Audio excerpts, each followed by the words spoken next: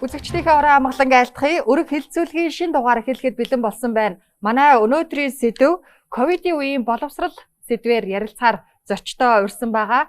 За зочдоо танилцуулъя. Боловсрал шинжилгээ ухааны яамны баг дунд боловсролын газрын дарга Нямочор, сайн сургуулийг таны дэргэд төрийн бас байгууллагын захирал Наранбаяр, за эцэг эхийн төлөөлөл Амар Төвшин, сэтгэл судлаач Дэлгэр Мэнд нар хүрэлцэн ирсэн байна. За бид Дэлхийн эрүүл мэндийн байгууллагаас өгсөн зөвлөгөөний дагуу халдвар гүйцүүлэлтийг сахисан учраас маска аваад хэлцүүлгээ үргэлжлүүлэхийг уриалж байна.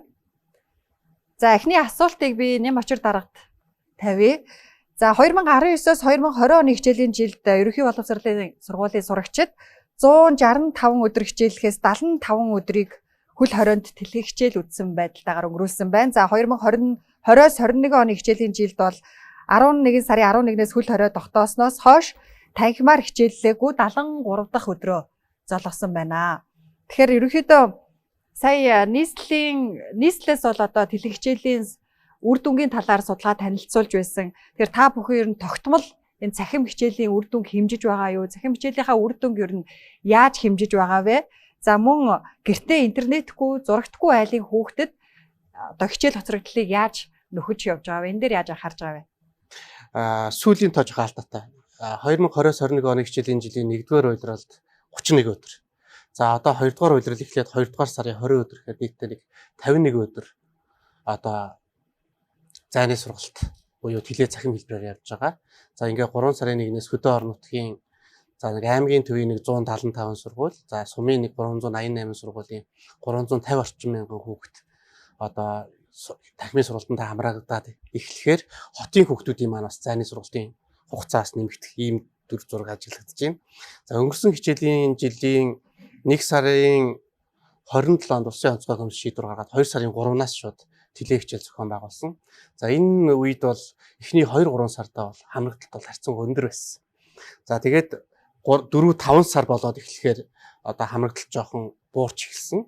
За сая 1 сарын 11-ээс эхлээд бас хамрагдалтыг 65% та эхлээд сүүл рүүгээ 12 сарын 18 руу ирэхэд нэг 74% рүү гэж өсөж ирсэн. Тэгэхээр цаана нь дахиад 25-6% байгаа. За 25-6% дотроос судлаад үзэхээр 13% нь дахиад их цахимаар тэлээ хичээлээс гадна цахимаар өөрөөр хэлбэл сургуулийнхаа хөгжүүлсэн цахим платформ, цахим удирдлагын системийг ашиглаад хөгжүүлж байгаа. За тэрний цаана дахиад 15-6% бол гарцаа авахгүй байршлаас шалтгаалсан. Ялангуяа аслагдсан бүс нутгийн өрхийн хүүхдүүд бол одоо яг телевиз, радио, за интернетийн тухай бүр ярилцгүй ийм нөхцөл байдал байгаа учраас харьцангуйгаар бол одоо энэ цахим сургалтаас осорч явах ийм төр зургууд харагдаж байгаа учраас ер нь хэвлэмэл материал багш нарын эргэх холбоогоор яаж энэ хүүхдүүдэд хүрэх вэ гэдэг ийм менежмент зохион байгуулалтыг бол нэгдсэн удирдлага зөвлөмжөөр хангаад ингэж ажиллаж байгаа. Жишээлбэл одоо юу гэдгийг мал тооллогын үеэр ажлын хэсэгт багш нар маань ороод яг мал тооллогын комисстой яваад энэ зүгээр энгийн л кейс одоо тэр хүүхдүүдэд эргэж тойрдог ч юм уу.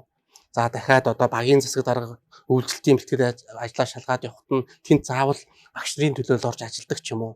За ингээд сургуульд нийтээрээ тодорхой хэвлэмэл материал боловсруулчаад багаар ингэж явж хүргэдэг ч юм уу. Гэх мэтлэн иймэрхүү зохион байгуулалтыг хийж ингэж ажиллаж байгаа. Тэгэхээр та бүхнээс олон удаа л асуусан л да яамнаас одоо цахим хичээл хүрэх боломжгүй газар яаж хичээлийг нь хүргэх вэ гэхээр хэвлэмэл материал тарааж байгаа. За одоо юугээр бол багаар бол ингэж явж байгаа, тойрч явж байгаа гэж. Тэгэхээр энэ хэдэн удаагийн давтамжтай хийсэн үйлдэлүүд вэ? Хэвлэмэл материалын жишээ нь одоо хэдэн удаа шинээр хэвлэж тарааж өгсөн, сэлгэгдсэн юм уу? Эсвэл нэг удаагийн хэвлэх материал тарааж өгсөн юм уу? За боловсролын хүрээлэн боловсрол шинжилгээ ухааны яамнаас бол тодорхой нэг жишг загварыг гаргаад хөргүүлсэн байна. Тэгэхээр мэдээж тэр жишг загварыг ямар давчмастай яаж хөргөж байгаа нь бол яг тухайн анхан шатны нэгж, дунд шатны нэгжүүдийн зохион байгуулалтын ийм ажил. Орон нутгийн санаачлалуудаас хамаарат өөр байхыг үгүйсэхгүй. Гэхдээ ямар нэг байдлаар бид нар хөндлөнгийн судалгаануудыг бол 4-5 удаагийн хөндлөнгийн судалгаанууд хийж байгаа. За үндэсний статистикийн хорооноос хийсэн нийгмийн үзүүлэлтийн төвөр судалгаагаар за ямар нэг одоо хотын хүүхдүүдийн 30%, хөдөө орон нутгийн хүүхдүүдийн 43% нь ямар нэг байдлаар одоо ийм хэвлэмэл материал бие даан гүйцэтгэх гарын авалгыг бол авч ашиглажээ гэсэн. За багш нарын эргэх холбооны хувьд аваад үзэхээр Улаанбаатар хотын хувьд одоо нэг 80 гаруй хувь, за хөдөө орон нутгийн хувьд 74-75% та эргэх холбоотой ажиллаж гэсэн ийм судалгаа гарч байгаа. Энэ судалгааны үндсэн дээр бид нар тухайн үед нь сургалт зохион байгуулалтын ажлуудаа хийгээд багш нараа чиглүүлээд зөвлөмжээр хангаж байгаа гэсэн. Энэ дээр үргэлжлүүлээд шууд Наранбаяр өгшөөс асууя. Тэгэхээр манай энэ улсын сургуулиудын энэ цахим хичээлийн үр дүнг та хэр зэрэг хэмжиж байгаа вэ? Яг хоногийн тоолоод ЮНЕСКО-гоос гаргасан судалгаатай харьцуулахаар манай улсын одоо сургууль ороогүй хоногийн тоо бол бас одоо хамгийн дээгүрд бол орохгүй л байна л да. Гэхдээ бусад улсуудтай харьцуулахад тэр цахим хичээлийг хүртэх хүртээмжийн хувьд бол харьцуулашгүй тийм ээ. Өөр орнууд бол хүүхэд болгон падтай, хүүхэд айл болгон интернеттэй, зурагттай гэд энэ үзүүлэлт бол өндөр гарна. Тэр хувийн сургуулиуд бол одоо харьцангуй бас цахим хичээлийнхаа үр дүн дээр багшийн эргэх холбоон дээр анхаарч сайн ажиллаж байгаа шиг байгаа. Тэр улсын сургуулиудын цахим хичээлийн үр дүнг юу яаж сайжруулах вэ? Тэгэхээр яг одоо энд нэг бид нэг зүйлийг анзаарах хэрэгтэй.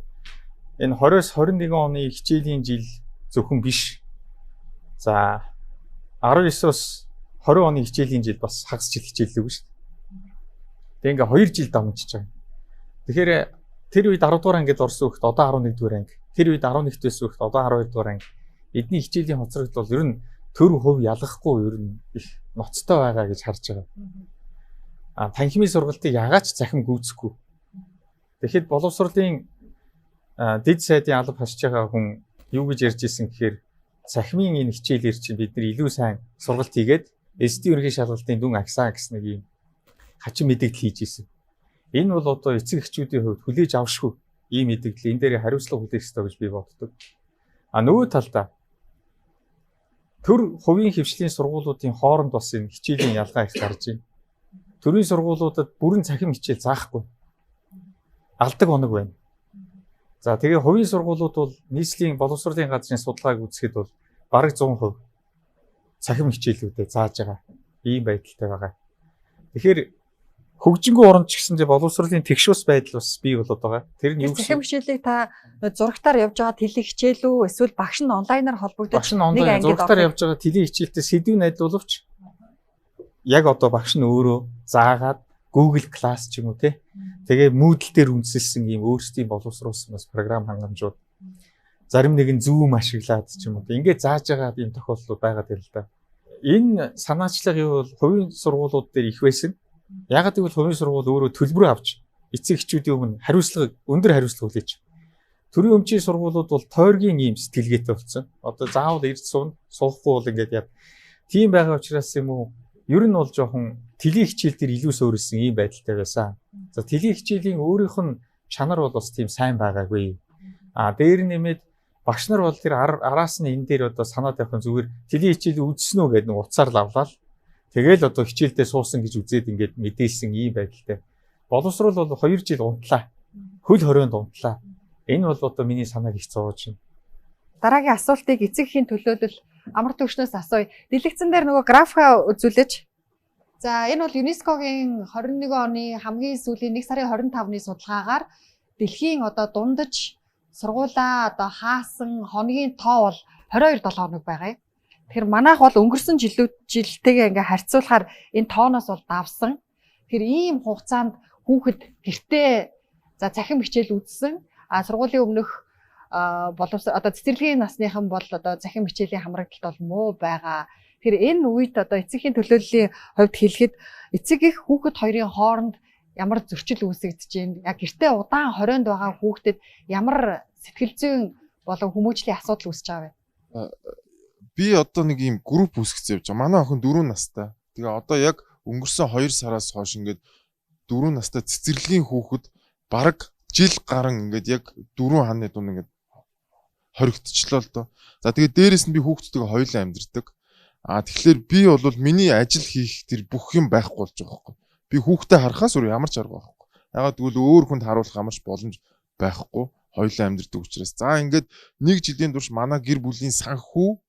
За дээрэс нь манай хүүхдийн ингээд цэцэрлэг хоёрын асуудал ингээд аюу хурцаар тавигдчихэж байгаа. За хоёрдугаарт хүүхдийн за одоо цэцэрлэгийн хүүхд бол гайгүй юм шүү. Гол нь цэцэрлэгийн хүүхдүүд төр хамгийн том асуудал юу болж байгаа юм гэхээр эрүүл мэнд сэтгэл зүйн асуудал нь маш хүндэрч байна одоо. Одоо бид нар одоо жишээлбэл томчууд ч одоо хүүхдээс хамаагүй одоо сэтгэл зүйн хувьд ингээд бэхжсэн тий хамаагүй ингээд өөр байгаа шүү дээ. Гэтэл бид нар томчууд 14 хоногийн карантинд байх гэж одоо жагсаал цуглаандаа тулаад ямар амар байлаа тий. А гэтэл хүүхдүүдэд бид нар дөрвөн хааны дунд цоожilж хайчаад тэгэд юу ч болоогүй юм шиг ингээд одоо сая ингээд бүгдээрээ сайхан сакс тоглоол тий, фитнестэй яваал, баарандаа ороод явж л да. Гэтэл хүүхдүүдэд стил гэртээ цоожилцсан юм.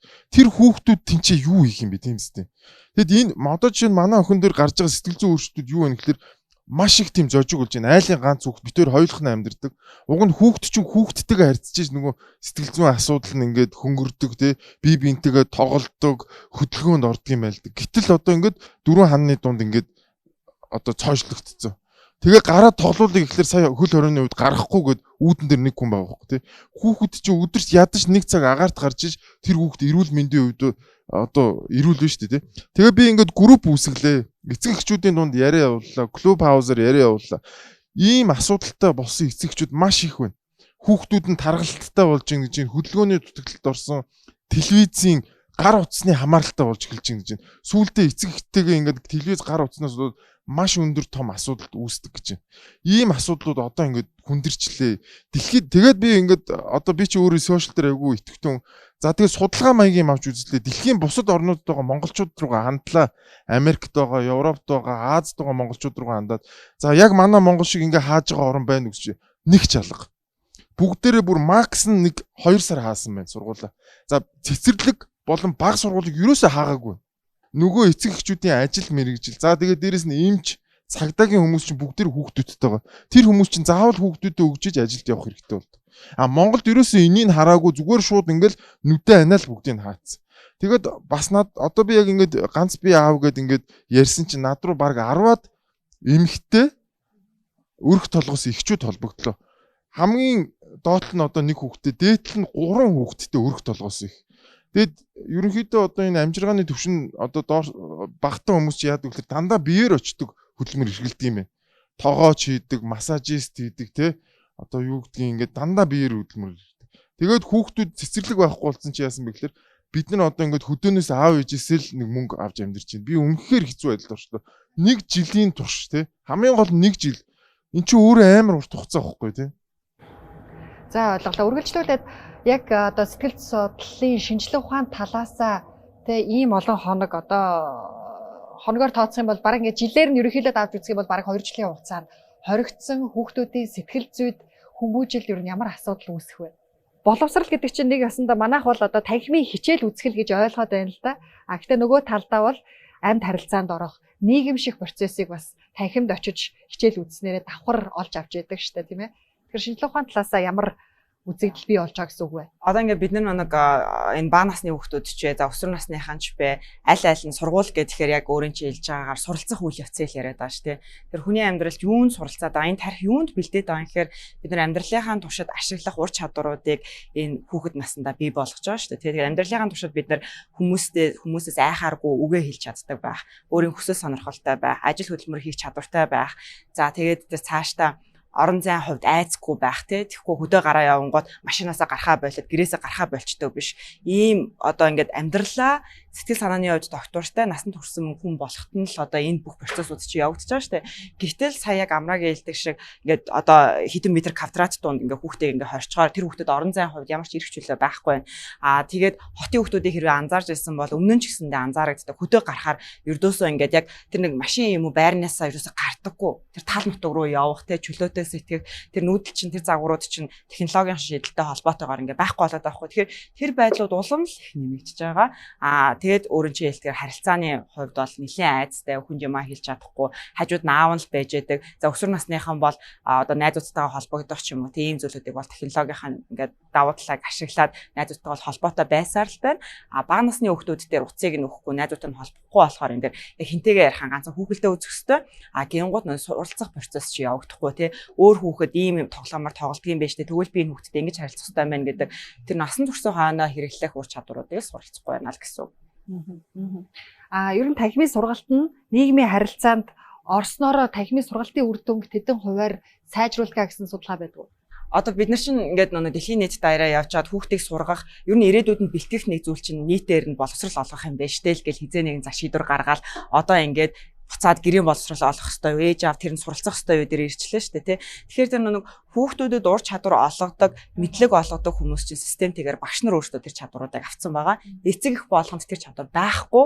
Тэгэхээр бид нар багш нараар дамжуулж тэр ирээдүйдээ хэрэглэх ур чадваруудыг бий болгож байгаа шүү дээ. Тэгэхээр тэр нь байхгүй юм чинь аль болох уулын мэдлэг чадвартай багш нар дээрээс очиод хүүхдүүд тэр мэдлэгийг аваад тэгээд нэг хүн өөрөө хизээ суралцдаг гэхээр альва зүйлийн талаар одоо энэ усны талаар мэдээлэлтэй болоод тэрийн сонирхлыг төржээвэл тэрийг өөрөө бие дагаад суралцах хүслүүд нь бий болж байдаг. Тэр усны талаар мэдээлэл байхгүй бол энэний талаар хичнээн хими бодисуудыг заагаад тэр хүүхэд сонирхол байхгүй учраас сурдаггүй. Тэгэхээр яг одоо нэг юу болоод байгаа гэхээр хажууд нь ганцхан телевиз байна, ээж аав байна, ах эгч нар байж магадгүй те. Тэнгууд нэг хүүхэд альва нэг юмсийн талаарх мэдээлэл юутөөсөө байх мэдээлэл байхгүй болохоор юу сонирхлыг нь татж байгаа нь юунд дуртай байгаа юм те энийг суралцвал яах юм энийг оролдож үзвэл болдгийм үү болдгүй мүү гэдэг ямар ч туршилтууд хийхдэггүй ингээд 2 жил болчлаа шүү те тэгээ одоо ингээд зөндөө олон айцтай юун зөв юун буруу гэдэг одоо дахиад ихнээс нь бүгдээрээ тэрийг суралцсан гэсэн үг шүү одоо найзуудыгаа гомдоохоор би яах ёстой ээж автагаа маргалтахаар би яах ёстой те ганцаард нь гэдэг чинь юу юм ирээдүй гэдэг чинь юу вэ ингээд тэр өсвөр насныхан ч гэдэм ингээд тус тусдаа бүгдээрээ дахиад шинээр одоо ингээд хідэн настагаасаа тэр нийгмийн сануудаа тасалсан. Тэрнээрээсээ буцаагаад дахиад одоо магадгүй тэрнээсээ бүр доошоо ур чадвартай байжаа дахиад одоо сургуульд очих юм бол тэр бүх зүйлээ бүгднгийн шинээр дахиад суралцсан гэсэн. Дахиад шинээр суралцнаа гэсэн үг тий. Дахиад яг шинэ процесс л. За ойлголоо. Ер нь өнгөрсөн 19-с 20 оны хичээлийн жилийн судалгаагаар хичээлийн үр дүнгийн хувьд нийт одоо суралцагчдын 57% нь телехичээлийн ойлгомжтой байдлыг муу гэж дүгнсэн байсан. Одоо энэ судалгааны үр дүнтэй харьцуулах юм бол хичээлийн үр дүнг ер нь яаж сайжруулах вэ? Одоо манайд бол орон нутагт хамгийн одоо өндөр халдварын бүс бол Улаанбаатар хотод байгаа тийм ээ. За орон нутагт бол 5 аймаг сая халдвар тархсан. Одоо гэхдээ ногоон бүс болчихсон. Халдвар тархаагүй аймагуудад хичээл орох боломж бол байсан. За олон улсад бол бас ингээд практик туршлагыг харахаар 7 хоногийн хичээлийн 5 өдрийн ч юм уу 1-2 өдрийг бас танхимдаа ирж сурж байгаа. За бусад хоногуудыг нь бол цахим хичээлдээ сууж байгаа ийм туршлагууд бол байна л да. Энийг нэвтрүүлэх боломж бий юу? Ер нь л яг олон талын бүх явц үйл ажиллагаагаа хөндлөнгөөс за өөрийн үнэлгээгээр ингээд үнэлээд явж байгаа. Тэгээд таны хэлдэг саяхан яг теле хичээлийн тохиромжтой байдал үр дүн ямар байна вэ гэж бас хөндлөнгийн байгууллагаар судлаад үзэхээр яг багш нарынхаа зүгээс бол одоо тэр тайлбарлах ч юм уу өгөх ёстой юм зүйлүүдээ бол өгч байгаа тэр талаасаа өндөр гараад байгаа тус яг тэр хүүхдийг бүтээл сэтгэлгээ идэвхжүүлэх энэ чиглэлээс харьцангуй муу байна ч гэдэг юм ингээд харилцаа адилгүй. Тэгээд яг бид нар боловсролын хүрээлэнгээс судалгаа хийгээд үзэхэд магадгүй хүүхдийн төвлөрөх, сонсох ч гэдэг юм уу энэ чадварууд нь харьцангуй тогтвортой 70-80 ч гэдэг юм хувьтай байгаад байхад нөгөө бүтээлчээ сэтгэх, задлан шинжлэх ч гэдэг юм уу ингээд бусад чадварууд нь одоо 30 ч юм уу 40% таа гэдэг ингээд үзэхээр 90 цаашдаа бол энэ яг энэ зайны сургалтын энэ үр дүн чинь танхимын сургалттай харьцуулахад ийм чадваруудыг дутуу болгоод байна шүү дээ юм. Ингээд энэ бүгд дээр анализ хийгээд одоо хэрвээ танхимын сургалт эхлэхэд бид нар яг энэ дээр яаж ажиллах вэ гэдэг ингээд мэргэжлийн байгууллагууд хийж байгаа, хэрэгжүүлж байгаа ажлууд байгаа зүг. Гэхдээ бид нар юу гэдгийг теле хичээл 70% таа байна, 70% нь үзээд байна гэж тайвширч ерөөсөө болохгүй. Эмээ өвөөтэйгөө, ах эгчтэйгээ, аав ээжтэйгээ үзэж байгаа нэг хэсэг чинь нэг хяналттай, зөвлөмжтэй, заавартай ингээд сайн үзээд байдаг. Гэтэл дахиад тэр чинь яг өөрөө ямар нэгэн одоо хяналтгүйгээр ч юм уу ингээд бие даагаад үзэж байгаа хүүхдүүдийн хувьд эргээд бас ялгаатай байдал. Өөрөөр хэлбэл одоо ингээд танхимын сургалт эхлэе гэхэд 680 мянган ялгаатай хүүхдэл хичээл сургалтанд орж байгаа байхгүй. Тэгээд тэр олон ялгаатай байдлыг нэг төвшөнд аваач ингэж чиглүүлнэ гэдэг бол багшнаас илүү их тийм арга зүй, ур чадвар, мэдрэмж тэгээд нэг ялангуяа нийгэм сэтгэл зүйн хувьд бол багшийн хувьд ч гэсэн хүүхдийн хувьд ч гэсэн маш их юм шин хандлага зүйлүүдийг бол бий болгох ийм хэрэгцээ шаардлагууд үүсэж байгаа учраас бид нар 2 сарын 1-ээс эхлээд танхимын сургалтыг бэлтгэхэд багш нар ямар бэлтгэхтэй байх вэ гэдэг чиглэлээс нь нэлээд анхааруулж зөвлөж байгаа. За бид нар их олон талаас нь судалсан юм аа. За 2 сарын 1-нд бол Монгол улсын нийт цаг агаар орчны одоо температур ямар байх юм бэ? Олон жилийн дундаас ямар байх юм? Хүүхдний түвшин ямар байх юм? За ингээд ногоон бүсгээ хөдөө орон нутгаа эхлүүлждэг ханиа томооны уйлрал дуусаагүй байдаг. Ханиа томооны эхлээд ялангуяа аслагдсан бүс нутагт ханиа томооны эмчилгээ хийгээд байдаг. Хүүхдийн халуун буурахгүй, ханиад намтахгүй байтал нөгөө ковидтойгоо ялахгүй нөгөө ковид дээр нэрмээс болчихгүй ч гэдэг юм уу. За нөгөө талаас нөгөө өвлжилтийн хүндрэл бараг 50 гаруй одоо сум өвлжилт хүнд байна шүү. Одоо 15-6 мянган өрх отроор явж шүү гэдэг ингээд ийм судалгаануудын үр дүн гарсан учраас ер нь одоо эрүүл мэндийн тогтолцоо одоо хөдөө суманд бас бүрэн тогтоогүй энэ нөхцөл байдал 93 сарын 1-нд хичээл эхлүүлье гэдэг байдлаар бол Улсын онцгой комисс засгийн газарт бол нэлээд одоо олон санал хуульруудыг танилцуулж иж за хөдөө орон нутгийг бол эхлэхээр болж байна. За нийслэлээр бол бид нар хөдөө орон нутг шиг пал гítэл одоо бүх ангийг ч юм уу бүх төвшөнд гэхээргүй өөр хувилбаруудыг бол зурсан. Жишээлбэл одоо 7 хоногор сүүлжлөө 5-9 гэсэн стратеги хэрэгжүүлээ. Гол тодорхой ангиуд дээр явъя гэдэг ингээд ийм одоо саналуудыг танилцуулсан бол үнэндээ бол яг голомт болсон. Сая нэг хаалга нэг шинжилгээгээд 30 гаруй голомт хэлэрлээ. Энэний хавтал 140 гаруй хүнийг одоо эмчилж байна. Ингээд өдөрт одоо илэрч байгаа тохиолдол 40-50-аас буухгүй байна. За хот хоорондын хөдөлгөөн нээгээд эхлэхээр ингээд голомттой голомтгүй бус нутгуудад хөдөлгөөн эхлэх юм байна.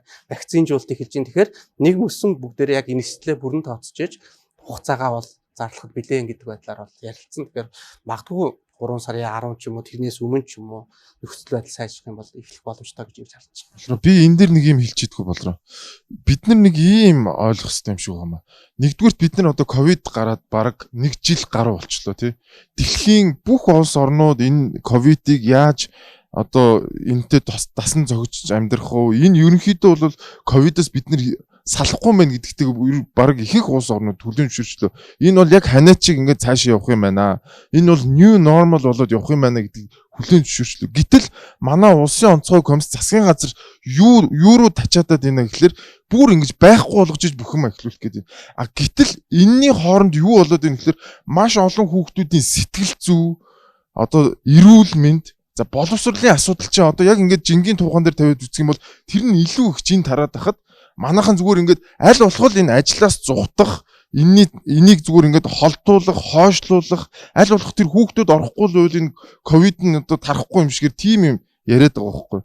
Гэтэл энэ улс орнууд чинь энийгээ ойлгосон учраас ихэнх оронд бол цэцэрлэг баг сургуулаа баг хаагаагүй байна. Япон жишээлбэл 2 удаа хатуу хөл хориод тогтсон. Нэг ч удаа цэцэрлэг баг сургуулаа хаагаагүй байна. Америкт жишээлбэл одоо хаваагаас ингээд надад ингээд хүмүүс холбогдож байна. Европоос холбогдоход Европоос нэг ч удаа одоо бүр Итали, Испани хүртэл цэцэрлэгээ хаагаагүй байна. Гэтэл ингээд манай Монгол улс яг ямар үндслэлээр энэ цэцэрлэгээ хаагаад байгаа юм бэ гэд асуухлаар амар сайхан ингээд дарга нэг ийм эсэ шиг те уянгын ийм халилтаа нэг ганц нүүр юм ингээд явуулаад тэрэн дээр нь ямар үндслэл байна гэхэлэр нэг ч үндслэл байхгүй. Тэгээд одоо ингээд бусад одоо боловсролын яам нь уг нь ингээд энийг хамгаалаад явах хэрэгтэй байтал чи авчаал нэг юм ингээд оруулдаг. Тэгээд ямар хизээ эхлэх яах их нь юу ч тодорхой биш. Тэгэнгүүт чи энэ чи маш их бухимдал үүсэж байгаа байхгүй. Яг яах юм бэ? Одоо би тэгээд яах юм бэ? Хүүхдтэйгээ ингээд өсөглөө амьдраад байх юм уу тийм үстэй. За одоо ингээд өнөөдөр гэхэд л 30 тохиолдлоор халдвар нэмэгдсэн байна. За сая нэг хаалга нэг хаалганы шинжилгээгээр бас ингээ 30 шинэ тохиолдол нэмэгдсэн. Ийм халдварын өндөр эрсдэлтэй байхад маргааш цэцэрлэг сургууль нээлээ гэж бодоход та хүүхдээ сэтгэл амар цэцэрлэгт нь явуулах уу? Одоо жишээлбэл ингэж байгаа. Би одоо ингээд группүүд үүсгээд ингээд явж байгаа. Хүмүүс 2 хуваагдаж байна. Одоо 11 цагийн мэдээгээр чинь ингээд байнгын нөгөө ковидгүй байхад хүртэл ингээд өдөрт тэдүүн өглөөгээд ийм пропаганда шиг юм явууллаа шүү дээ. Тэрнээс болоод хүмүүс маш их айцтай байна.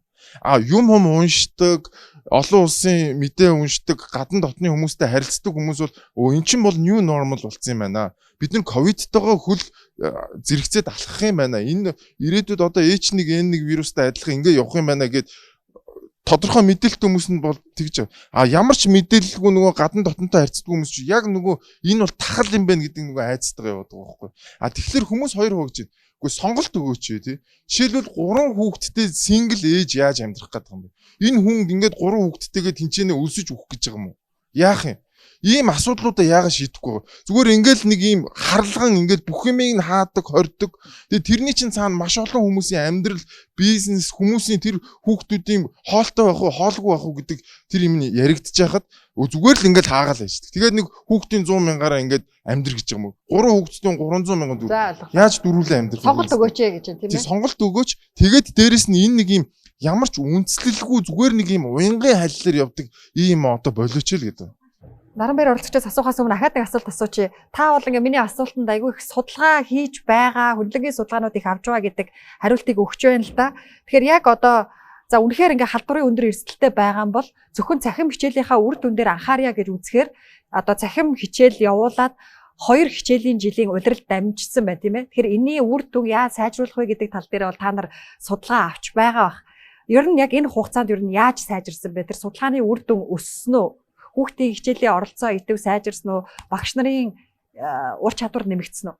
Оролцоо бол өөрөө нөгөө дид үтц буюу одоо аслагдсан байдал байршлаасаа шалтгаалаад за тэгээд одоо нөгөө интернет, телевиз, сүлжээ гэдэг энэ чиглэлээсээ шалтгаалаад бол оролцооны хувьд бол яг л байх хэмжээнд л байгаад байна.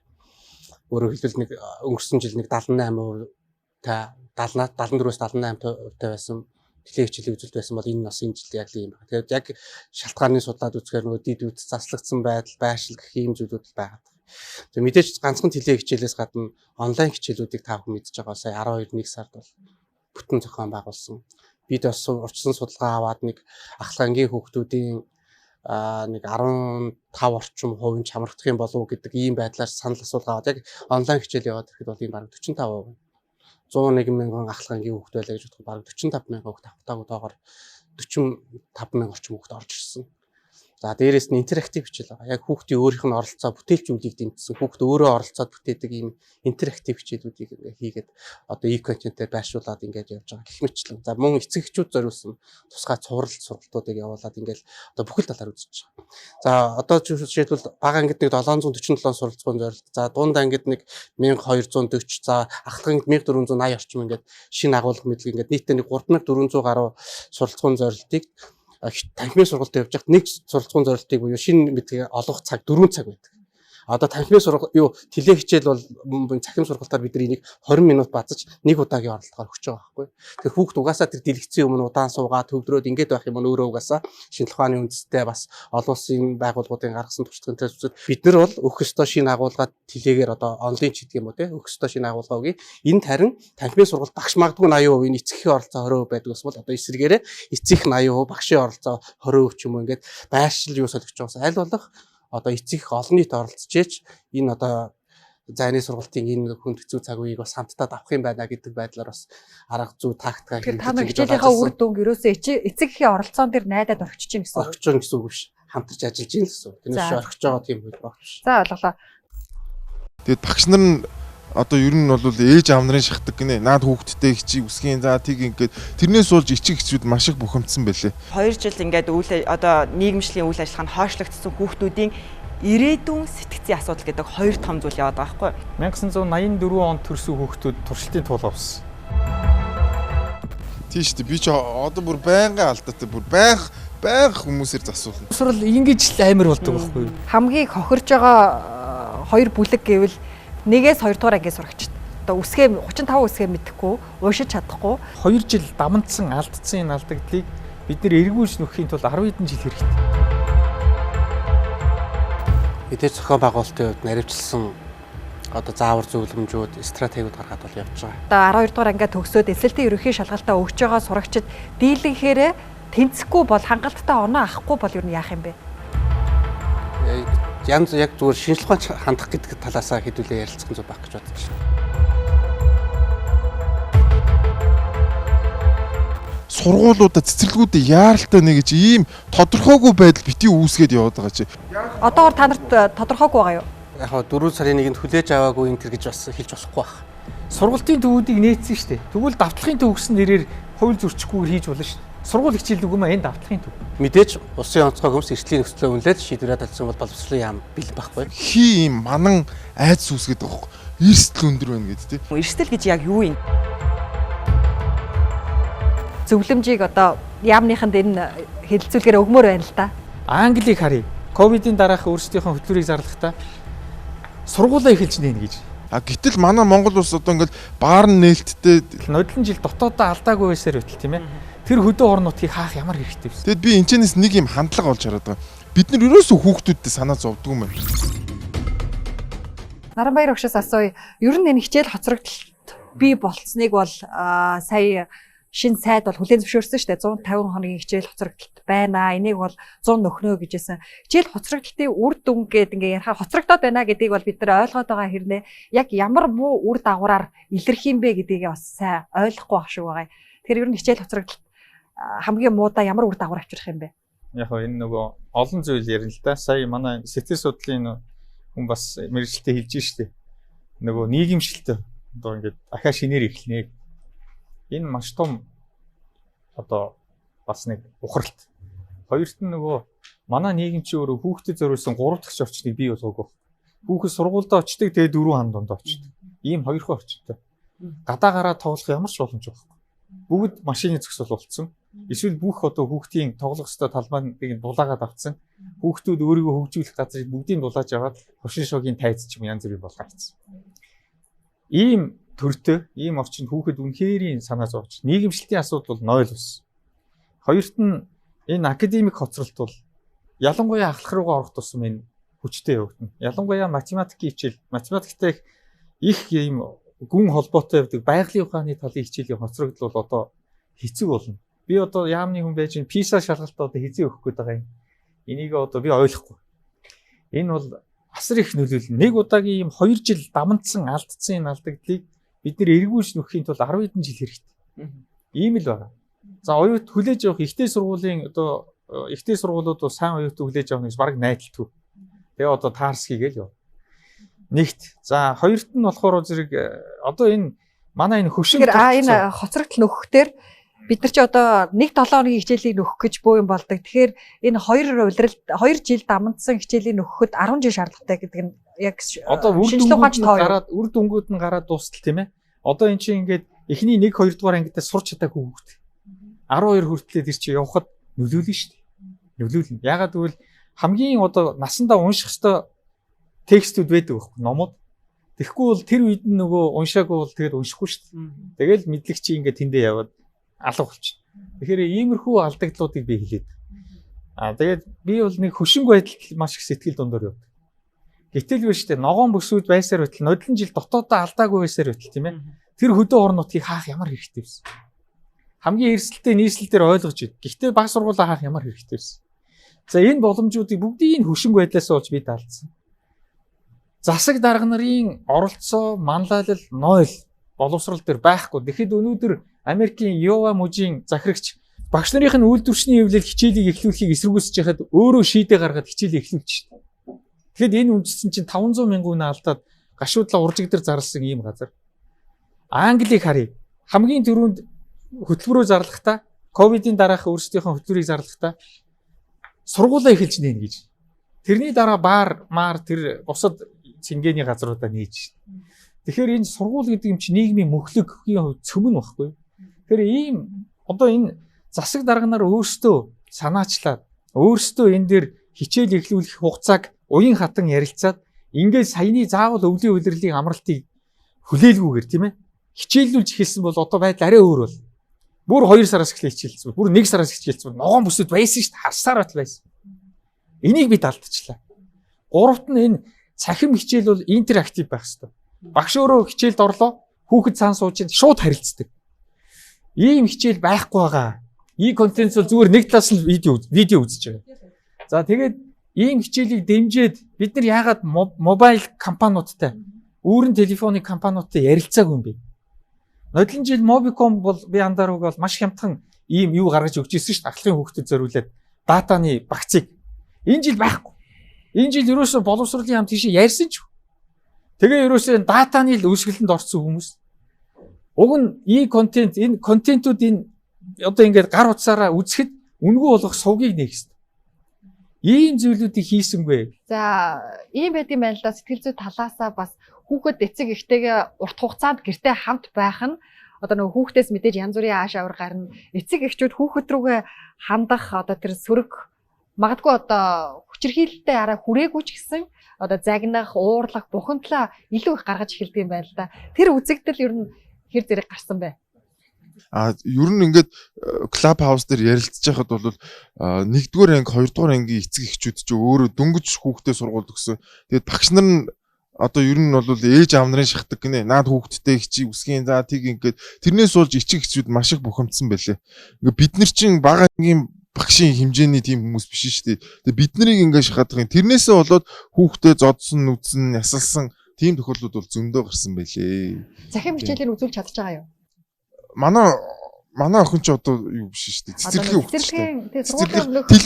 Телевизээр гарч байгаа юмыг бол манай охин хизээж үзэхгүй шүү дээ. Одоо жишээлбэл YouTube дээр гарч байгаа контент манай одоо телевизээр гарч байгаа контент хоёрыг чинь нөгөө сонирхлыг татах юу нөр ингээд эрс дис байгаа шүү дээ. YouTube-ээс сонгож байгаа юм л та. Тийм байна. Тэгээд хоёрдугаар нэг эцэг эхчүүдийн хамгийн их санаа зовоод байгаа юм. Энэ хүүхдүүд коронавирус аваад амь насанд нь эрсдэл тусахгүй гэдэг. Одоо ерөөсө хамгийн гол ерөөсө ярьж байгаа юм тэр нь яасан бэ гэдгсэн чинь дэлхийд дээр 18 нас хүртэлх хүмүүсийн mortality rate нь бүр маш бага байна.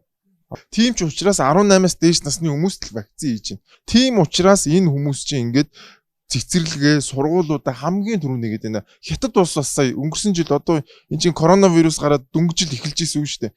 Тэгэхэд ууханыг дарсныхаа дараа хамгийн түрүүнд цэцэрлэг сургуулаа нээж байгаа байхгүй. А гэтэл манай Монгол улс одоо ингээд баар нээлттэй клубүүд нээлттэй байгаад байгаа мөртлөө хүүхдүүдээ ингээд гэрт нь ингээд зоожилчод. Тэгэд би энэчнээс нэг юм хандлага олж хараад байгаа. Бид нар ерөөсөө хүүхдүүдтэй санаа зовдөг юм байна. Хүүхдүүд ингээд усан живэл үхчил байдаг, захилгаанд зохиулаад нас баржил байдаг, гэртээ 4 ханныхаа дунд суугаад сэтгэл зүйн хувьд маш том гэмтэл аваад эрүүл мэндийн хувьд одоо эн чинь бас айгүй хэцүү байгаа шүү дээ. Эн чинь агаарт гарахгүй, хөдөлгөөн хийхгүй, тэр цэцмаа цэцэрлэг болон бага сургуулийн хүүхдүүд чинь байнга гүйж явах хэвээр, хоорондоо тоглож явах хэвээр хүүхдүүд чинь маш том гэмтэл авч байгаад бид нар ерөөсөө санаа зовхгүй. Өөрөөсөө очиод заалан тоглоод, өөрөөсөө очиод энд тэнд очиод шоу зингэн болол ингээд юм шүү дээ. Гэтэл тэнд 4 ханны дунд тэр хүүхэд нь байж байгаад ерөөсөө хинт санаа зовхгүй. Тэгэд энэ дэр би бол хамгийн гол шүүмжлэлтэй хандж байгаа хүмүүс бол энэ улсын онцгой комисс, энэ засгийн газар бол энд бол маш том маш хариуцлагагүй хандж байна энд. Ерөөсөө хүүхдүүдтэй санаа зовхгүй. За, үргэлжлүүлээд Дэлгэр мэнд сэтгэл зүйчээс асуухад одоо нөгөө талдаа за мэдээж явуулмаар байна тий. Одоо би ч гэсэн 2 настай охинтой 2 настай охиныхоо сэтгэл зүйг бодох юм бол явуулмаар гаргамаар санагдаад байгаа байхгүй тий. Хамаагүй тоглоомын төвөөр дагуулад явмаар байна. А гэхдээ халдварын эрсдэл манайд бол бас л өндөр хэвээр байгаа. Өнөөдөр гэхэд л 30 тохиолдлоор нэмэгдсэн байна. За би засгийн газрын хэвлэл мэдээлэл олон нийтэд харилцах хэлтсийн дараагаас асуусан л да яагаад хичээл сургуулаа нээхгүй байгаа юм бэ? Ядаж сонголт өгөөч. Орон нутагт ингээд сонголт өгдөг шиг нийслэлдээ бас сонголт өгөөч гингүүд халдварын эрсдэл өндөр байна. А хэрвээ одоо магадгүй одоо нэг ангид 40 хүүхэдтэй юм уу 30 хүүхэдтэй нэг ангид нэг хүүхэд халдвар авсан тохиолдолд ангиараа карантинлэгдэх хэрэг болно. Тэр үед тэр хүүхдийн сэтгэл зүй бас ямар шоконд орох вэ гэдэг тооцоол эрсдлийг бид нар тооцоож үзээд хойшлуулах шийдвэр гаргасан гэж надад бас хариулт өгсөн. Тэгэхээр магадгүй тэр бид нар ингээд за явуулъя гэж шахаж агаад хүүхдээ хичээл сургуулийг нээждэг. А тухайн ангид халдвар авсан тохиолдолд хүүхэд карантинлэгдэхэд тэр сэтгэл зүйд нь яаж нөлөөлөх юм бэ? Нөгөө талаас нь хариулъя. За нөгөө талаас нь хариулъя. Гэхдээ надад бас нэг 2 point байна. Тэгээ тэрийг бас амжуул хэлчихье. За нэгдүгээрт нь ойлгомжтой ангиараа хэрэг хүүхдүүд ингээ 3-3-аараа ч юм уу нэг өрөөнд дотор хоёулаа байгаад ингээд 14 хоног карантинлээ гэж бодъё л доо тий. Наснаасаа хамаарад тэнд нилээ ингээд зочрлууд нь өөр байх бах. Тий юу хийх юм тэнд телевиз үзэж болох юм уу? Хичээлээ өргөжлүүлж болох юм уу? Ямар боломжууд байх юм? Хоол унд нь ямар байх юм? Тэгээ 4 хоногныхаа дунд байна. Одоо бүр нөгөө буудлын өрөөнүүд чинь бол зүгээр ор штэ. Тэгэл ор 0-ийн өрөө тий бүр ямар ч орон зай байхгүй. Тэгээ тэрэн дунд ямар насны хүүхдүүд ороод ямар эрсдэлтэй болоо гарах вэ гэдэг дээр бол зөндөө ол эрсдлүүд байж болно. Тэгэхээр энэ дээр яг ээж автагаа карантинлол арай хүүхдүүдэд амар байна. А ангиараа хүүхдүүд насаараа ингээ ороо явах юм бол айгүй хэцүү байна. Тэгэхээр энэ дээр яг нөө ямар зохицуулалт бас хийх юм бэ гэдгээс үр дүн ямар гарах юм бэ гэдэг зүйл гарч ирнэ. Тэгээ би энэ дээр нэг зүйлээ хэлээ. Яг одоо байгаа эцэг эхчүүдийн яг одоогийн сэтгцийн асуудал. Нэг асуудал яг одоо карантинд байгаа 2 жил ингээд одоо нийгэмшлийн үйл ажиллагаа нь хойшлогдсон хүүхдүүдийн ирээдүйн сэтгцийн асуудал гэдэг 2 том зүйл яваад байгаа байхгүй. Тэгээ эхнээс нь эхлэе. Яг одоо хин амраагийн хэлдэг шиг ингээд нэг санхүүгийн орлого байхгүй, нийгмийн өөрчлөлт харилцаанд байхгүй, ирээдүйн зорилго бизнесүүд нь дампуурч байгаа ийм эцэг эхчүүд яг одоо зорилгоо алдж байгаа, сэтгэл готрол нэгт явж байгаа. Хоёрдугаарт нь гэртээ байгаа өөрсдөө сэтгэл готрол явж байна. Яг тэгэхээр бизнес эрхэлдэг байсан нэг 10 жил хийсэн бизнесээ алдчихгүй чинь дараагийн 10 жил би юу гэх юм гэдэг зорилго байхгүй болохоор хүн сэтгэл готролд орчдөг байхгүй. Тэгэхээр тэр ирээдүй харагдахгүй болоод эхлэн 30 сэтгэл санааны хямрал явагдана, өөрийгөө буруутгах нь бусдыг буруутгах хүн хайна одоо тэгээ энэ бүхэнд би хэрэггүй юм байна, чадахгүй юм байна гэдэг ийм итгэлгүй байдал бий болдог. Хоёрдугаарт нь хүүхдээ 24 цаг харж хамгаална гэдэг чинь хэрвээ ажил байсан бол энэ чинь ажлаас хашрах өвчлөл гэдэг өвчлөл үүсдэг. Одоо яг хүүхэд асрах өвчлөл одоо хашрал маш олон эцэгчүүд бий болж байгаа. Тэр хүүхдийн тооноос хамаарна, хүүхдүүдтэй ач холбогдол өгдөг байсан эцэгхээс хамаарна маш олон эцэгчүүд юм одоо burnout гэдэг юм уу хашралт явагдаж байгаа. Тэр энэ хизээ дуусах юм бэ? Дуусахгүй бол эн чинь нөгөө хүүхдүүдээ тэр хүч хэрэглэх те ингээд цохох чи болооч гэж уурлах энэ зүйлсүүд чинь өөртөө хашрал явагдахаар гарч ирдэг, сэтгэл готрол явагдахаар гарч ирдэг. Тэрэн дээр ингээд эцэгчүүдийг буцаага буруутгаад чи яагаад одоо хүүхдээ зодоод байгаа? Эсвэл эхнэр нөхөр хоорондоо яагаад зодтолдоод байгаа гэдэг чинь буруу байхгүй. Эн чинь нийгмээр нь өөрсдөө улсаас нь цаанаас нь бити гарцгаа гээд үүрэг даалгавар гүйцэтгэж сууж байгаа хүмүүс байдаг. Дотроо хоорондоо маргалтангуут нь та хоёр яагаад хоорондоо маргалтаад байгаа ингээд шийтгэх гээд байдаг. Тэгэхээр энэ чинь өөр зохицуулалтаа зөв хийх ёстой. Нэгдүгürt нь эцэгчүүдээр ийм том сул талууд гарч ирж байна. Хоёрдугаарт нь энэ хүүхдүүд дээр одоо үүссэн байгаа нөхцөл байдал дээр нь ирээдүйдээ ямар эрсдэл гарах вэ гэж бид нар ингээд төсөөлөл үгүй яг тийх байхгүй үгүй яг ингэх байхгүй гэдэг чинь одоо айгүй боломжгүй бид нар энийг 20 жилийн дараа л мэдэрнэ. Тэгээ бид нар 20 жилийн өмнө юу болоод өнөөдөр залуу хосууд дээр ч юм уу хоорондоо салаад байдаг дээр би нэг одоо яг сонсон туршлагаа хэлээ. 90 оноос ахуулаад маш олон эцэгчүүд санхүүгийн асуудлаа шийдвэрлэх гэж Солонгос руу явсан, гэр бүл салсан, хүүхдүүд нь эмээ дээрээ, эгч дээрээ ганцаараа өссөн тохиолдлууд маш их байдаг. Одоо тэр залуучууд 30 настай гэр бүл зохиогоод 20 настай гэр бүл зохиохоор нөхөртөөгөө ярьж чаддгүй, эхнэртэйгээ ярьж чаддгүй, хүнд итгэдэггүй, багаасаа ахуулаа хүнд юм ярьж чаддгүй байсан болохоор нэг бол уурлах гад, нэг бол уйлах гад нөгөө хиний амрааг хэлээд байгаа тэр сэтгцийн зочрол гэдэг юм чинь гэр бүлүүд дээр явагдаад байгаа байхгүй. Тэгэхээр тэр үед ээж аав нар юу гэж бодож исэн бэ? Хүүхдээ хоолтой ундтай л байлгаж ивэл болоо гэж бодож исэн болохоос ш энэ хүүхдтэйгээ би харилцах чадвартай байх хэрэгтэй гэж бодоогүй шүү дээ. Тэрнтэй адилхан яг одоогийн энэ хүүхдүүд дээр миний зүгээр таамаглаж байгаагаар хүн хоорондын харилцаанаас гадна яг карьерийн хувьд нэлээд том шокнууд гарч ирнэ. Дэлхий дээр гараад ирдэг те өрсөлдөх гэсэн чинь үеийнхэн залуучуудаас бүр доор нээж идэг. Одоо ур чадварынхаа хувьд, мэдлэгийнхаа хувьд, чадварынхаа хувьд те үеийнхэн нь бүгдээрээ ингээд ирээдүйн ертөнцөө цогцлоогоод 20 жилийн дараа одоо 2040 онд те зөндөө олон мундаг хүмүүс явж байгаад манай Монголын залуучууд гэсэн чинь одоо IT-ийн чадвар байхгүй, хэлний чадвар байхгүй, хүнтэй харилцах чадвар байхгүй гэдэг ингээд бид нэг ингээд ажиллаж хөдөлмөр зах зээл дээр бид нэг ингээд дахиад одоо гიშгээ доор нь байх эрсдэл байна гэдэг ийм хоёр зүйлээ. За ойлголоо. За нэмэгчээр оролцогчоос та асууя. За ерөнхий боловсролын сургууль дээр бол өнөөдрийн хүрээ бол ерөнхий боловсролын сургуулийн хүрээд ярьж штэ тий. Хүрээнд бол мэдээж хоцрогдолт бол их байна гэж байгаа. Нэн яаралтай одоо хамгийн хохирж байгаа хоёр бүлэг гэвэл нэгээс 2 дугаар ангийн сурагчид. Одоо үсгээ 35 үсгээ мэдэхгүй, уушиж чадахгүй. Нөгөө талдаа эсэлтийн ерөнхий шалгалтаа өгөх гэж байгаа 12 дугаар ангийн сурагчид бас хоцорж байна л да. Хэрвээ энэхээр одоо энэ хавар үнэхээр одоо 12 дугаар ангиа төгсөөд эсэлтийн ерөнхий шалгалтаа өгч байгаа сурагчид дийлэнхээрээ тэнцэхгүй бол хангалттай оноо авахгүй бол юу яах юм бэ? Тэр шалгуурыг нь бууруулж өгөх юм уу? Сургуульдаа яаж тэнцэх? Тэрэн дээр ямар төлөвлөгөө байгаа вэ? Эдгээр зохион байгуулалтын хувьд наривчлсан одоо заавар зөвлөмжүүд, стратегиуд гаргаад бол явж байгаа. Нийтээр нь үнэлэмжийг бууруулна гэсэн үг үү? Янз яг зүгээр шинжлэх ухаан хандах гэдэг талаасаа хэдүүлээ ярилцсан зүйл байх гэж бодож байна. Нэгдүгээрт эсэлтийн ерөнхий шалгалтын бүртгэл бол одоо ингээд өчигдрөөс эхэлсэн. Тэгэхээр ер нь бол яг нэг зүйлийг бид нар маш сайн ойлгож бас ингээд цаашдаа энийг даван туулах чиглэлээр улс үндэстнийхээ хэмжээнд л анхаарах хэрэгтэй байна. Нэгдүгээрт яг энэ дижитал хуваагдал гэдэг зүйлийг арилгахгүй болохгүй. Арилгах гарцаа авахгүй шаардлагатай. Болж байгаа хэсэг нь болоод яваад байна. Болохгүй байгаа хэсэг нь өөрөөр хэлбэл зааг ялгаа улам холдох ийм зүйл байгаа. Тэгэхээр магадгүй тэгэхээр одоо эсэлтийн ерөнхий шалгалтын дээр тэр одоо дижитал боломжтой хүүхдүүд нь бол өндөр оноо аваад ингээд явах боломжтой. Боломжгүй бол ингэж учраас энийг маш яралтай арилгахын тулд тамхины сургалтаа ихлүүлэх одоо бусад боломжийг олгох ийм арга стратегиудыг бол явуулж байгаа. Жишээлбэл 12 дугаар ангийнхан 1 сарын 20-оос эхлээд одоо сая Наранбаяр доктор хэллээ тэр нөгөө давтлага ихлүүлэх аймагуд жишээлбэл дарах нь өөрөө эрсдэлтэй мөртлөө номос болгож зарлангуудаа хамгийн түрүүн дархны засаг дарга хийсэн 12 дугаар ангийн давтлага ихлүүлээд хэлсэн. Тэгэхээр санаачлах нь аймаг болгоны засаг даргаахт аймагуд нь өөрсдөд нь байгаа. Угаасаа боловсрол шинжилгээ ухааны сайдын А24-р тушаалаар аймгийн онцгой комисс шийдвэрээ гаргаад давтлага хичээлүүлж болох нь бол заагаад. Тэгээ дараагийнх нь даргын санаачлагыг хүлээхгүйгээр шууд зүгээр та нар шийдвэр гаргаад аймаг болгоны эрсдэл өөр учраас аймаг болгоны эрсдэл өөр учраас бид нар боломжийг олгоод байгаа гэсэн. За хоёрдугаар юм нь болохоор танхимын сургалтыг бүрэн орлуулах боломжгүй. Ялангуяа цэцэрлэг бага боловсролын түвшинд гэдгийг бол ер нь бол хэлээд эхэлсэн. За гуравдугаар гол юм бол боловсролын салбарыг бэхжүүлэхийн тулд сургуулийн гаднах тэгш бус байдлыг бид нар шийдэхгүй бол болохгүй нэ гэдэг ийм 3 гол комитет Дэлхийн банкны 2020 оны 12 дугаар сарын тайланд бол дурдсан байлаа. Тэгэхээр бид нар бол яг энэ бүх одоо судалгаа зөвлөмжүүдийг хараад л олон санал хувилбараа саналаа боловсруулаад ингэж яваад байгаа. Тэгэхээр эрүүл мэндийн тогтолцоо байна, үүсгэн нөхцөл байдал байна мэдээж засгийн газар улсын онцгой комиссар хамтран шийдвэр гаргадаг учраас энэ бүхнийг дагаад л явахаас өөр одоо бид нар арга байхгүй ийм л нөхцөл байдал байгаа гэдэг бол ойлгох хэрэгтэй. Тэгэхээр одоо бол хит хит нөхцөл тавьж байгаа шүү дээ. Нэгдүгээр вакцинжуулалт сая 23-наас эхэллээ. Энэний үр дүнг бас бид нар харах хэрэгтэй байна. Хоёрдугаарт нь хот хоорондын хөдөлгөөн 3 сарын 1-ээс эхэлнэ. Голомттой голомтгүй бүс нутгуудын хооронд хүмүүс зорчиж эхэлнэ.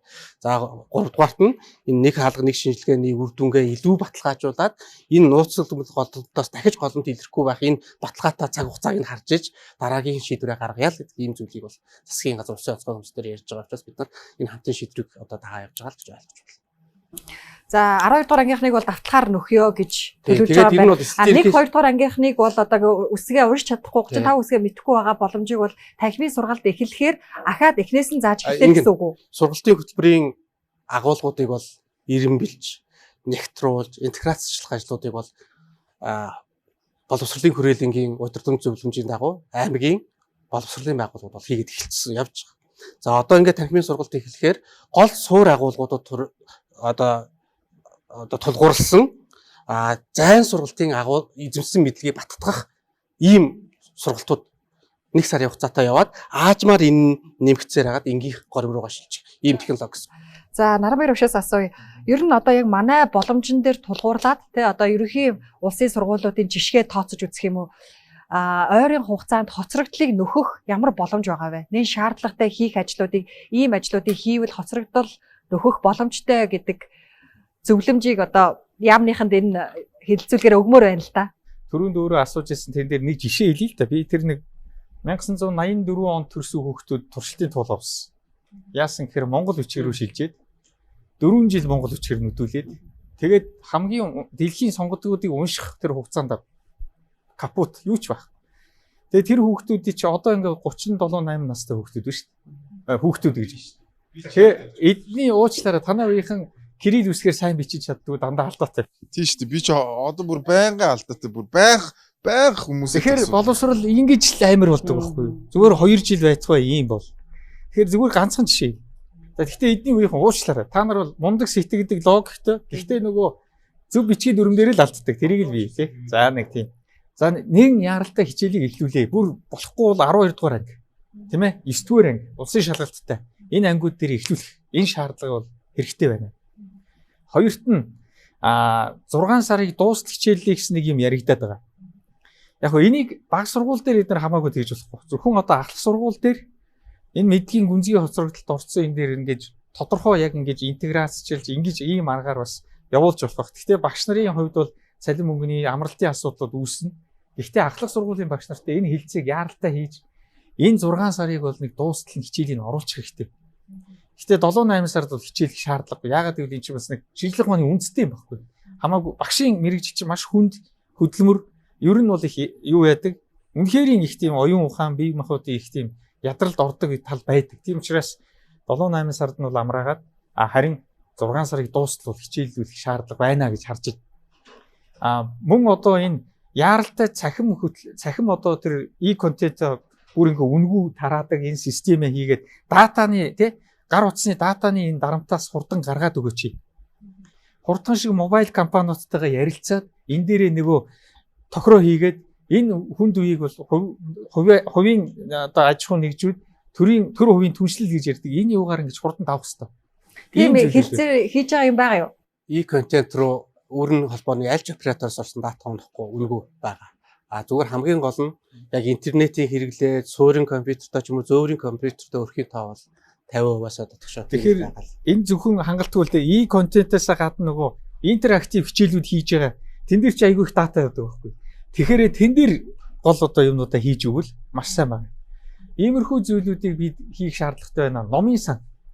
Номын сангийн үйлчилгээг бүр эрс сайжруулах хэрэгтэй. Энэ тэндүү номын сантай хичээлж болдгоо бол одоо номын санг зөвшөөрсөн байна шүү, тийм ээ. Тэнд нь ядахтаа байлгалтай. Сургалтын төвүүдийг нээсэн шүү дээ. Тэгвэл давтлагын төв гэсэн нэрээр хууль зөрчихгүйгээр хийж болно шүү, тийм ээ. Яа тийм давтлагын төв. Тэгээд ийм маягаар сургууль хичээлдэг юм аа энэ давтлагын төв. Энэ 12 дугаар ангийн хөгжүүлэлт цуглаж байгаа. Ийм маягийн юмар хийвэл улсын онцгой хүмүүс яаж чадахгүй шүү. Одоо нэг үгээр тоглоно гэдэг юм нэг иймэрхүү тэгчээж ингэж явахгүй би бол үнэхэрийн санаа зовж. Болроо би ингэчихдээ асуулт чиний асуултыг авахгүй шууд нэг юм ярьчихдээ. Тэр нь юу вэ гэхэлэр түрүүн чи сайн нэг ярьсан шүү дээ. Одоо ингээд хүүхдүүдээр үүсэж байгаа юм сэтгэл зүйн асуудал байгаа юм бол энийг ер нь эцэгхийн хувьар яаж шийдэе гэж бодож байгаа вэ? Би түрүүний нөгөө чи ярьсан шүү дээ нөгөө улсын онцгой комиссоос ингээ асуусан чинь нөгөө эрсдэл өндөр байна. Өндөр эрсдэлтэй байна гэд тэ. Энэ өөрөө нэг ийм хүмүүсийг нэг ийм пропаганда ч юм уу ингээ нэг ийм манан айц үүсгээд байгаа юм. Эрсдэл өндөр байна гэд тэ. Сая ингээд хэдэн тэрбум 10 гаруй тэрбум төгрөг зарцуулаад нэг хаалга нэг шинжилгээ хийсэн чинь нэг 100 гаруй хүн хитэн төгрөгөөр юу илрүүлээд байгаа юм. Тэгэд хоёрдугаарт одоо бид нөгөө коронавирус илэрч явах үеийн анхан үеих шиг коронавирусыг мэдэхгүй биш үхгүй юу? Дэлхийн бүх орнууд энэтэй айл хэдийнэ одоо юу гэдгийг те энийг зохицуулаад сурцсан. Одоо жишээлбэл чи сая ярьсан шүү дээ. Хүүхэд нь ингээд цэцэрлэгт өвдвөл яах вэ? Бүгдийг карантинлах уу гэд. Энийг чи айл хэдийн шийдсэн. Тэр хүүхдийг зүгээр гэрт нь карантинлж байна. Одоо жишээлбэл Америкт Чикаго хотод нэг хүүхд цэцэрлэгт нь коронавирустай хүүхд илэрсэн. Зүгээр мэйл явуулж байна. Манай ангид ингээд коронавирустай хүүхд гарсан шүү. Хэрвээ хүсвэл хүүхдээ авчраарай. Тэгээд тэр хүүхэд 10 хоног гэртээ карантинлэгж байгаа гэд. Тэгээд маргаашнаас нь хүүхдүүдээ явуулах хүсэлтэй хүмүүс нь явуулаад явуулахгүй нь явуулахгүй байхгүй. Монголд гэсэн чинь бүр нэг яг яах гээд байгаа юм. Би бүр тэрийг гайхаад байгаа. Тэгээд хоёрдугаарт нэг ийм яг үнэхээр тийм эрсдэл өндөртэй байгаа мó гэхээр би өчигдөрхөн айкон дээр гарсан нэг мэдээллийг та бүхэнд хүргэчихье гэж бодож байна. Одоо зүрх судас одоо энэ хүмүүс чи стресстэй байгаа тий. Зүрх судасны өвчнөр 2020 онд 5531 хүн нас урсан байна. За коронавигоос бусад төрлийн халдварт өвчнөр биш тий. Өнгөрсөн жил 803 хүн нас урсан байна. Коронавигоос бусад халдварт өвчнөр шүү. Одоо ингээд хүмүүс чинь сэтгэл зүйн асуудалд ороод янз бүр амиа хорлолтоор өнгөрсөн жил 2020 онд 546 хүн нас урсан байна. Гэтэл коронавирусаар 2020 онд нэгхэн хүн идэгснийхаа дараа зүрх судасны өвчний шалтгаанаар нас урсан байна. Тэгэхээр бид нар яг юуг эрсдэл гэж үзээд байгаа? Юуг юугаар солиод байгаа юм бэ гэдэг чинь амар том асуудал байна. Харин ямар золиосоор бид нар хүүхдүүдийнхээ ирээдүйн 10-20 жилийн боловсрол, эрүүл мэнд, сэтгэл зүйг золиослоод нэгхэн хүн идэгснийхаа дараа коронавирусаар нас урахын төлөө ингэж байгаа юм уу? Тэгэд бид нар өнөөдөр нэг ийм сони ийм хиймэл мангас гаргаж ирээд тэгснээ ингээд эрсдэл өндөр байна мэн гэд. Одоо ингээд маш олон хүмүүсийг ингээд нэг ийм хиймэл юмар айлгаад шүү. Хүмүүс юм уншаач, олон улсын мэдээнүүдийг үзээч, бусад орнууд ямар үйл ажиллагаа явуулж байгаа гэдгийг туршлагыг сонсооч. Тэгээгүйгээс болоод ингээд нөгөө төрийнхний ингээд нэг ийм ажлаас зүхтсан энэ нэг шийдвэрүүдэд нь ингээд итгэл ингээд яваад ах юм уу? Тийм л юм. За үргэлжлүүлээд дэг оролцогчоос асууя. Яг энэ одоо ковидтэй байгаа үед, хөл хорионд байгаа үед эцэг эхчүүд хүүхдтэйгээ харилцахдаа, хүүхдээ хүмүүжүүлэхдээ, магадгүй тэр хичээлийг нь хийлэхдээ юу юун дээр анхаарах хэрэгтэй вэ? Зөвлөмж өгвөл.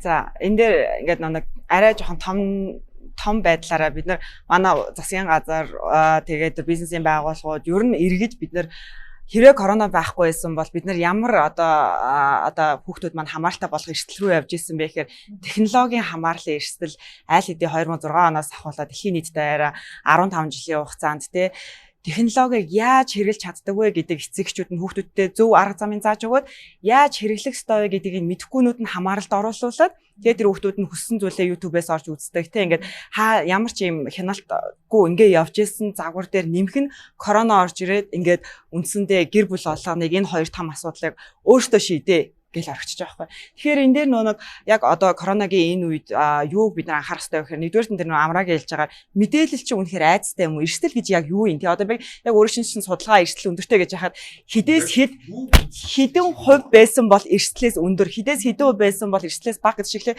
судалгаа авахаас өмнө тийм таамаглал гаргаад хэрвээ судалгаа нь батлагдвал эрсдэл өндөр гэж хэлэх ёстой шүү дээ. Ямар ч одоо олон улсын судалгаа тэрж л явдаг. Тэгэхээр тэрэн дээр анхны тэр таах юмаа тавиагүй ээжэж өндөр бага гэдгээ шууд амаараа яриад байж өртөөсөө Тэгэхээр энэ дээр бид нар одоо гэр бүл дээр юуг анхаарах хэрэгтэй вэ гэхээр энэ технологийн хэрэглээг хинэн зөв өмнө нь яг л мөнгийг хин зөв ашигладаг нь илүү санхүүгөөж доктортой амьдарч болдогтой яг адилхан одоо бид нар технологиг хинэн зөв ашиглах арга замыг ээж аав нар хүүхдүүдэд заасан нь хүүхдүүд ирээдүйдээ сэтгцийн асуудал багтай энэ амьдралыг арай эрүүл ингээд сэтгэл ханамжтай өнгөрөөхнэ гэдэг юм одоо. Тэгэхээр яг одоо бол ээж аав нар бол нэг өөрсдөө технологийн хамааралтай гэр бүлүүд маш их байна. Тийм учраас нэг гэр бүлдээ эхлээд технологийн хамаарлаа ямар байна те хичнээн дэлгэц байна. Дэлгэцээр ямар мэдээлэл аваад байна. Хүүхдүүд чинь тэнд хүнтэй холбогдоод байгаа юм уу? Ганцаараа тоглоод байгаа юм уу? Энэ чинь хүртэл нөө сэтгэл санаанд өөрөөр нөлөөлдөг. Ганцаараа тоглоод байвал тэр технологийн илүү хамаарал хүмүүстэй харилцаад байвал харилцааны ур чадвар сууж байна гэж үзэж байгаа байхгүй. Хідэн дэлгэцээ ядаж ихний ээлжинд тоолчих, хин хідэн цагаар одоо дэлгэц үзээд байгаа тоолчих. Тэр мэдээллүүдээс чинь аль нь яг танд өөрт чинь хэрэгтэй байгаа, аль нь танаа хүүхдэд хэрэгтэй байгаа хувийг гаргачих, 10% мэдээлэл нь танаа хүүхдэд хэрэгтэй байгаад бол тэрэн дээр хяналтаа тавь, 8 цаг байгаа бол тэрийг 2 цаг болго, бусад 6 цагт нь хийлгэх, ном унших, зураг зурах ажилтай болго гэд ингээд ийм л зөвлөгөө дэлхийн нийтэд яриа өгж байгаа. За ойлголоо.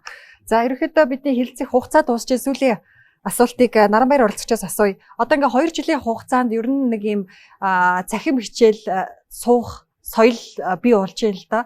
Тэгэхээр энэ цахим хичээл дээр бий болж байгаа дадал туршлагаа ашиглаад боловсролын агуулга одоо чанарт ямар давуу талыг бий болгох боломж байгаа вэ? Би нэг эерэг гэж харж байгаа. Монгол улсын өнцөг болон мөрд байж байгаа хүүхэд өөрсдөө үзэх боломжтой болж байгаа шүү дээ. Багшийн туслах гээл бас нэг контенттэй яг адилхан ингээ видеонууд ингээ үзээд явж байна тий. Хамгийн гол нь төрөөсний цогцоор нь дэмжих шаардлага байна. Ялангуяа дата эдрийг ашиглах энэ дээр түрүүндээс хойш яриад байгаа. Энэ тал дээр нь ингээ дэмжиж өгөх юм бол энэ Монгол улс бол өнөөдөр хятад энэтхэгийн хэмжээнд хүрсэн контент үйлдвэрлэгч цахим боловсролыг ингэж авч явдаг ийм үндэстэн болох боломжтой. Ягаад гэвэл IT-ийн хангалттай сайн мэргэжилтнүүд байна л гэж хэлэх гэсэн. Хоёрдугаарт нь бид цаашаага ингээд хөгжиж явж байгаа тохиолдолд цахим танхимыг хослуулсан ийм боловсролын систем рүү орж болох баг. Гэхдээ танхимын сургалтын сайн чанарыг зөндөө ярьж штеп. Орлуулж болдгоо маа гэх. Тэгэхээр зэрэг жишээлбэл бага дунд ахлах сургуульд нь аль алийг нь арай багаар ингэж тоог нь ялгаатай тавиад жишээлбэл бага сургуульд нь 20% хүртэл цахимыг зөвшөөрөөд дунд сургуульд нь 30% хүртэл ахлах сургуульд нь 40% хүртэл бүр тий. Тэгээ бусад нь танхим мэдрээгээд ингээд ирэх юм бол хөгжлийн бэрхшээлтэй хүүхдэд бид нар маш их одоо боломжууд бий болж байна. Тэгэхээр энэ цахим бол өнөөдөр Монголын боловсролыг шууд урагшин түлхэх илүү чадварлаг боловсон хүчин багшлах үед те боловсрол руу орох ийм үе таалгыг нээж ийн гэж харж байгаа байхгүй. За ерөнхийдөө бидний өнөөдрийн хэлэлцүүлэг бол ингээд танхимын хичээлээ эхлүүлье, хүүхдийн боловсрол хоцрогдлоо, ядаж эцэг эхтэн сонголт өгөөч гэдэг агуулга талдаа төгсөж байгаа тийм ээ. За боловсролын яам бол уг нь энэ талдаа байгаа. Сая бол засгийн газар 4 сарын 1-ээс танхимын хичээлийг эхлүүлье гэсэн одоо төлөвлөгөө өгсөн боловч дэмжээгүй.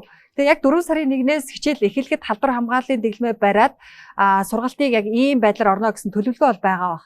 Ядаж 7 хоногийн 1-ээс 2 өдрийг танхимаар хичээллэх гэсэн ийм одоо боломжийг судалж үзсэн үү? Яг ямар төлөвлөгөөгөөр 4 сарын 1-ээс хэрвээ хичээл орвол сургалтыг явуулах вэ, зохион байгуулах вэ гэсэн товчхон хариулт өгөхгүй юу? Улсын шинжилгээ ухааны яамны зүгээс бол бүх хувилбарыг бол боловсруулсан байна. Бидний туршлага байгаа шүү дээ.